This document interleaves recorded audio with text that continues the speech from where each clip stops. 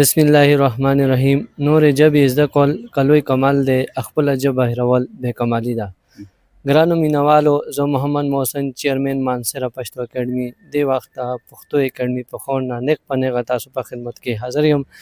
نن زموږ لپاره او پښتو ادب لپاره ډېر اعزاز خبره ده، خصوصا هزارې پښتو ادب لپاره چې زموږ یو داسې شخصیت چې هیڅ طرف محتاج نه دی، ادب کې هغې غټ نوم دی.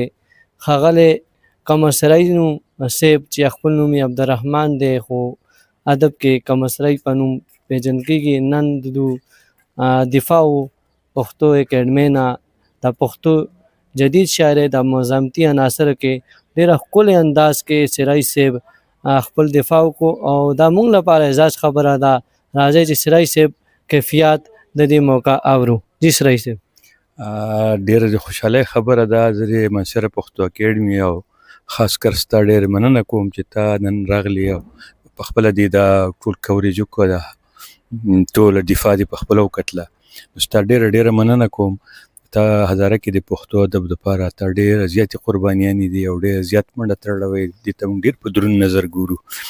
بس زما دا شوق و چې زه دا پښتو کې پی ایچ ډي وکړم، ځکه چې دا پی ایچ ډي دا یو تحقیقي دنیا ده او زما تحقیق او تنقید کې کار کړی دی ډېر، او تخلیقي توسطه باندې هم لږ ډېر کار کړی دی، شاعري ده او بیا خاص کر ما نوی صنف درې لړیزه اوس ایجاد کړی دی. داسې نور ما سریزې هم ډېرې زیاتې په کتابونو لیکل دي او داسې نور ډېر کار دی زما. نو هغوی ته په څه خو خیر وی چې بس زما فرض و ما کړی دی او ادب ورته په دروند نظر ګوري. نو زه ادب مننه کوم، ادیبانو لیکوالو ډېره مننه کوم.